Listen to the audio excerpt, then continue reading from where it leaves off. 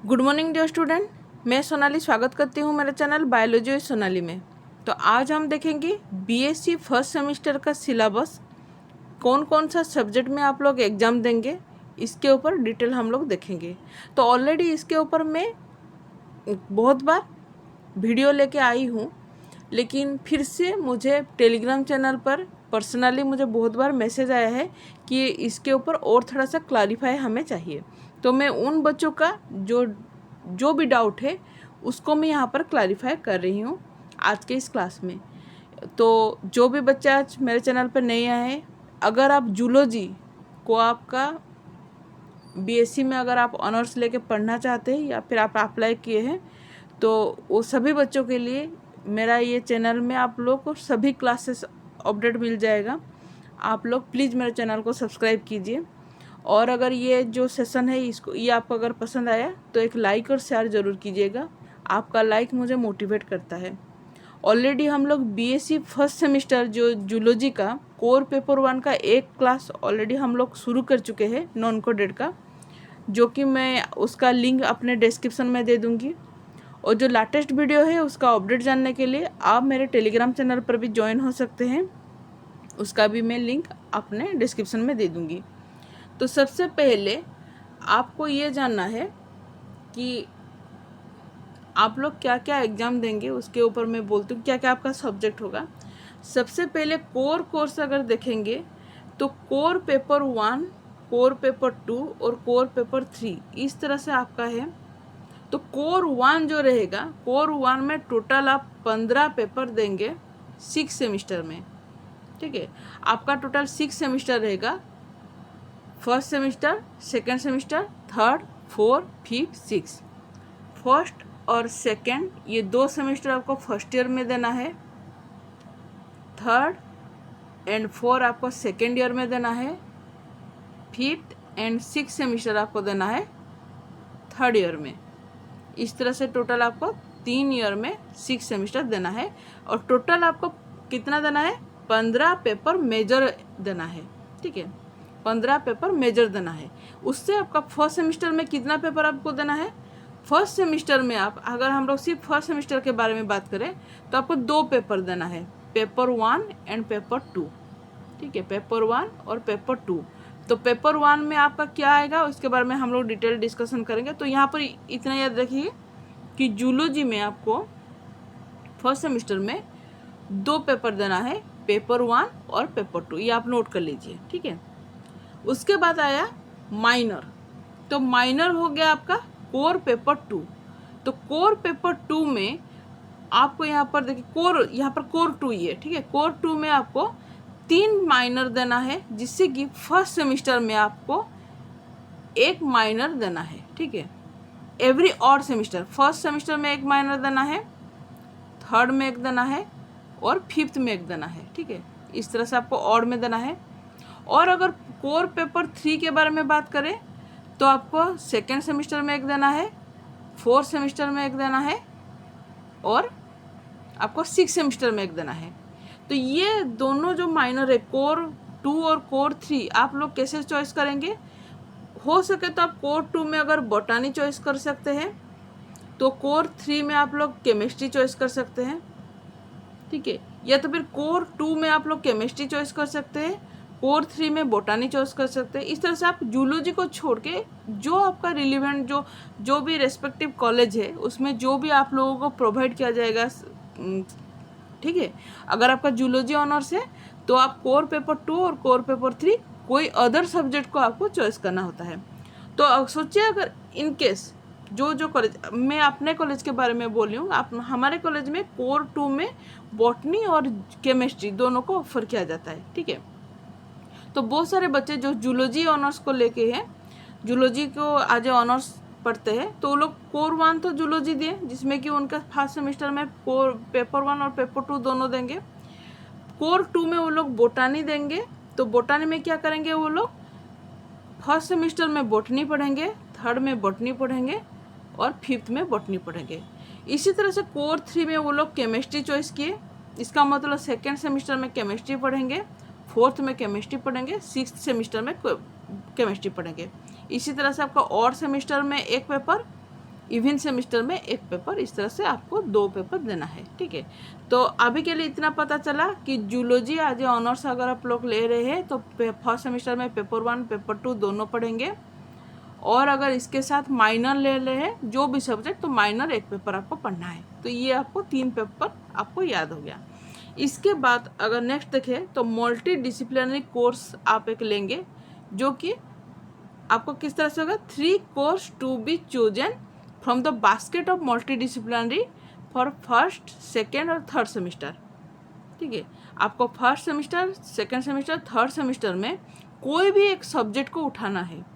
तो यहाँ पर एक प्लस पॉइंट ये है कि आप अगर जूलॉजी बैकग्राउंड से है तो चाहे आप यहाँ पर पॉलिटिकल साइंस को भी ले के पढ़ सकते हैं, हिस्ट्री को भी लेके पढ़ सकते हैं, ओडिया सोचिए अगर उड़ीसा से जो बिलोंग करते हैं ओडिया लेके पढ़ सकते हैं, या तो फिर आप मैथ भी लेके पढ़ सकते हैं, फिजिक्स भी लेके पढ़ सकते हैं, कोई भी सब्जेक्ट मल्टी डिसिप्लिनरी कोर्स, मतलब कोई भी सब्जेक्ट आपको फेवरेट सब्जेक्ट अगर है तो उसको उठा के आप फर्स्ट, सेकेंड और थर्ड में आप लोग पढ़ सकते हैं। ठीक है, ऐसा नहीं है कि आप साइंस बैकग्राउंड से है तो साइंस ही पढ़ना है, ऐसा कुछ भी नहीं है। आप चाहें तो 8 सब्जेक्ट को भी यहाँ पर चॉइस कर सकते हैं। ठीक है, उसके बाद क्योंकि मैं उड़ीसा से बिलोंग करती हूँ, उड़ीसा कॉलेज से बिलोंग करती हूँ, तो हमारे यहाँ पर फर्स्ट सेमिस्टर में ओडिया, हिंदी, संस्कृत, उर्दू से किसी एक को हम लोग enhance course, ability enhance course से लेते हैं। ठीक है, तो हमारे बच्चे ज़्यादातर ओडिया या तो फिर हिंदी लेते हैं। ठीक है, संस्कृत भी लेते हैं, ऐसा कुछ नहीं है, बहुत सारे बच्चे ओडिया, संस्कृत, हिंदी इस तरह से लेते हैं। सेकेंड सेमेस्टर में कंपलसरी इंग्लिश पढ़ना होता है। ठीक है, तो इस तरह से आप लोग अगर कोई दूसरे स्टेट में से है तो आपका एबिलिटी एनहांस कोर्स में जो भी आपका रीजनल लैंग्वेज है उसको शायद दिया होगे, उनका सिलेबस अकॉर्डिंग उनका सिलेबस क्या होगा, तो ये डिपेंड करता है। ठीक है, डिफरेंट यूनिवर्सिटी का डिफरेंट हो सकता है। तो मैं उड़ीसा स्टेट का बोल रही हूँ, और खास करके संबलपुर यूनिवर्सिटी का बोल रही हूँ, तो जहाँ पर कि फर्स्ट सेमेस्टर में ओडिया, हिंदी, संस्कृत, उर्दू इस चारों से एक को चॉइस करना होता है, और सेकंड सेमेस्टर में इंग्लिश को चॉइस करना होता है। उसके बाद स्किल एनहांस कोर्स होता है।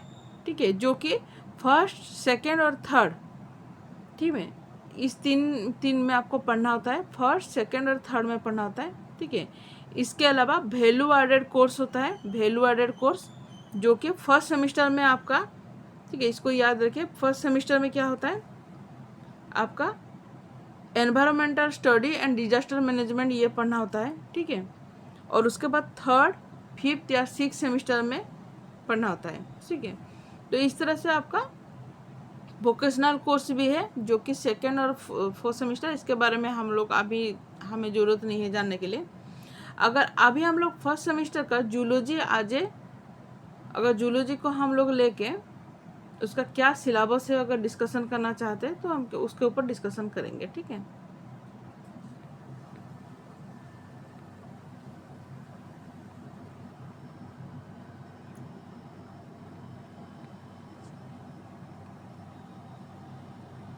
तो सेमेस्टर 1 में आपका जो होता है पेपर 1 में आप इन्वर्टिब्रेट्स, प्रोटिस्टा टू एकाइनोडर्माटा होता है। ठीक है, जिसमें कि हम लोग यूनिट 1 में Protista to Cnidaria and minor phylum Ctenophora, ठीक है, जिसमें कि जनरल कैरेक्टरिस्टिक हम ऑलरेडी क्लास कवर कर चुके हैं।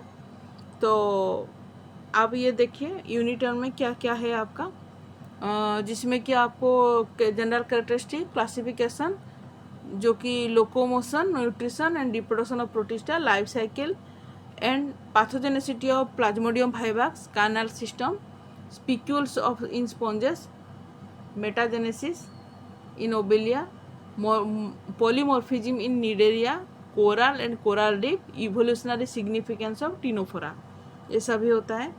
यूनिट 2 में प्लाटीहेलमिन्थीस से लेकर नेमाटोहेलमिन्थीस ये सभी है, जिसमें कि जनरल कैरेक्टरिस्टिक एंड क्लासिफिकेशन आपको देखना होता है। उसके बाद life cycle and pathogenicity of Fasciola hepatica, Taenia solium, life cycle और पैथोजेनेसिटी ऑफ आस्कारिस लुम्ब्रिकॉइड, ओस्टेरिया bancrofti, parasitic adaptation in helminths. Unit 3 में एनिलिडा, आर्थ्रोपोडा और अनाइकोपोरा, जिसमें कि आपको general characteristic, classification of 2 classes, evolution of coelom and metamerism, excretion in Annelida, vision and respiration in Arthropoda, metamorphosis in insect, social life in bees and termite, Onychophora उसका general characteristic, evolutionary significance. और unit 4 में आपका Mollusca से लेके Echinodermata, जिसमें general characteristic और classification of two classes है। Respiration in Mollusca, torsion and detorsion in Gastropoda, evolutionary significance of trochophora larva, water vascular system in Echinodermata और larval form in Echinodermata, ये सभी आपका होता है। ठीक है, और इसके साथ ये है उसका प्रैक्टिकल। ठीक है, तो प्रैक्टिकल का भी आप यहाँ पर स्क्रीनशॉट ले सकते हैं। ठीक है, मैं इसको, ठीक है, यहाँ पर आप स्क्रीनशॉट ले सकते हैं। ठीक है, टोटल आपका 8 प्रैक्टिकल होता है, और जो लास्ट का 9th नंबर वो आपका प्रोजेक्ट रिपोर्ट होता है, जो कि आपको सबमिट करना आता है जब आपका एग्ज़ाम होगा। ठीक है, इसके बाद आया पेपर 2, जिसमें कि डाइवर्सिटी ऑफ कोडेट्स। तो यहाँ पर यूनिट 1 में आपका प्रोटोकोडेट से लेके ओरिजिन ऑफ कोडेट तक आएगा, जहाँ पर कि जनरल कैरेक्टरिस्टिक ऑफ क्लासिफिकेशन, जो कि प्रोटोकोडेट का Hemichordata, Urochordata, Cephalochordata, study of larval form in Protochordata, retrogressive metamorphosis in Urochordata, dipleurula concept and evolutionary echinoderm theory of origin of chordates. इतना तक होता है यूनिट 1।